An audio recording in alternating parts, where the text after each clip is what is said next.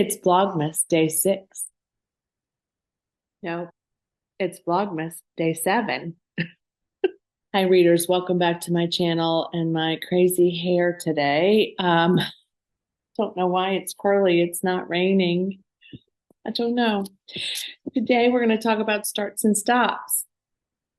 I've had a really challenging reading month so far. In fact, right at the end of November, when I finished An American Marriage, I'm realizing that it's possible that that gave me a little bit of a book hangover, but also I think it's possible that it's just the holiday season and all the things that are happening or going to happen. And I haven't been feeling tip top either.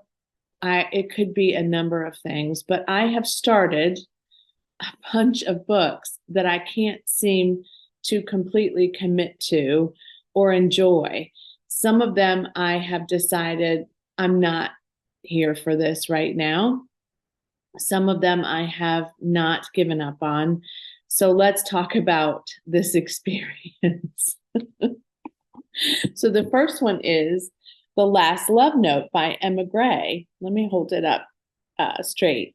I really wanted to love this, and this is a soft DNF for sure, but it's my Book of the Month Club selection for November. I did skip December, and my sense is that I am skipping for the whole month. Like I don't plan on going back and getting another one like I did a couple months ago, but I think I will still like it at least, but it was so chaotic in the beginning. Like everything, this woman's the husband dies, and she's just in this space of chaos.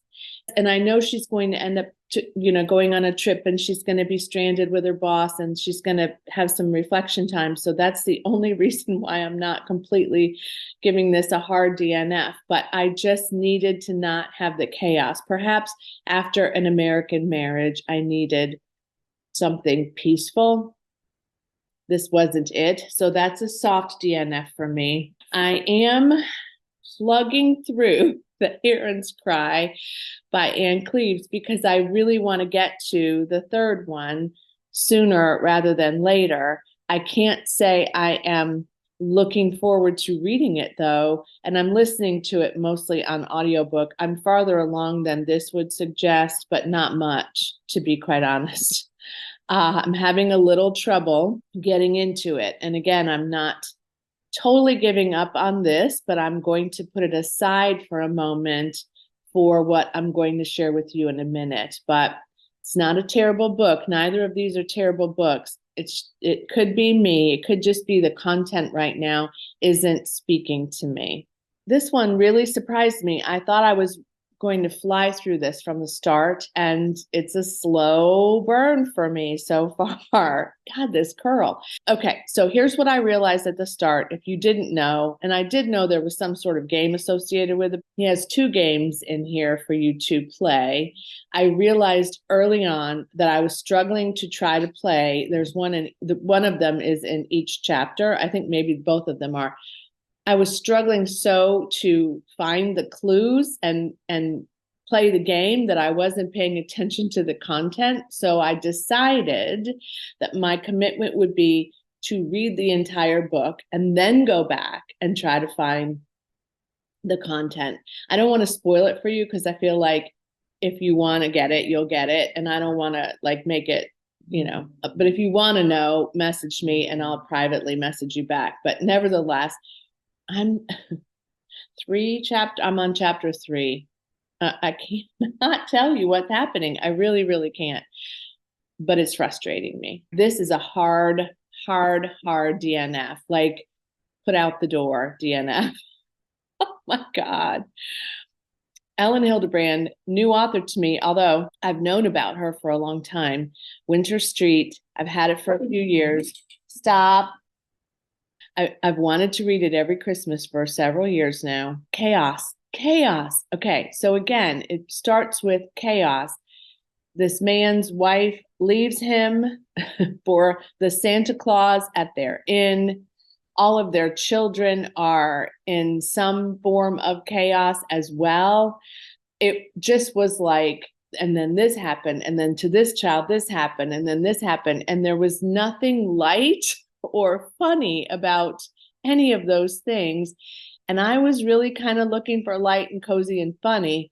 Not that this won't be cozy, because it is set in a winter inn in the Northeast, but I don't plan to pursue a read of this, and it's going into the little free library giveaway pile. So then I was listening to somebody talk about a book, and I looked it up and I thought, well, let me try that. So I started to listen to, sorry, Winifred is kind of a little restless today. I think the cold is bothering her little artificial hip. So she's a little struggle.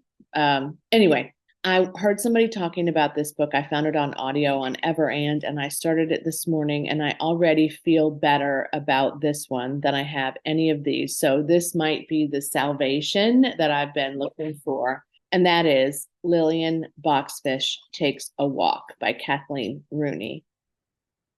I have heard a number of people talk about this, but something that somebody said the last time I read a post or listened to something, just, I don't know, it did it for me. Maybe somebody did a wrap up and read it. I honestly can't remember. I've been consuming a lot of BookTube content the last few weeks. I think I'm going to like this. So all I know so far is that there is a character named Lillian Boxfish, and she is in her late 60s, and she does have children that don't live near her. She lives in New York City, but like in a suburb. So she's not in the city. It's a walkable community. I'm assuming she takes a walk. So I'm not far into it, but it sounds like as New Year's Eve approaches and she's kind of examining, as we all typically do, examining her life, her experiences, what she still wants out of life as she ages. And I don't know what happens, but I really just love the title of it. It's a new read of this author for me. I've never read anything that I can remember by Kathleen Rooney. I will look and make sure before I do the wrap up, but I don't think so. And I like the narrator so far. I like her voice. I like she has a cat. She has grandchildren she enjoys spending time with. We have a lot of things in common, Lillian and I, although I'm not quite as old as she is yet. But I think that Lillian is going to be a win for me. I think. I would like to read more than one book this month. Just because, I like to read. But I will say that I don't know. It's not necessarily that I don't have time to read. I do if I listen to them every day, like I have been in the habit of doing, but I don't know. There's something off for me. And it just really could be the fact that it's a busy season and we're still trying to finish decorating as well as doing some cleaning, and as planning. We have some events and things that we are going to be doing with family, trying to work out Christmas with our kids and grandkids, how that's going to work. There's just a lot happening. Meanwhile, we're taking care of our dogs and our cat and considering a foster. So there's that, but not until after the family goes. But there's some puppies. Dear God, there's 6 puppies. They all need to be fostered. They're all up, ready to be transported the first part of January, but puppies are a lot. I know they're cute as buttons and they're sweet and they're just fun, but they're a lot. So we're still kind of trying to figure out if that is even possible. I didn't show you the inside of my mug. It says gnome for the holidays.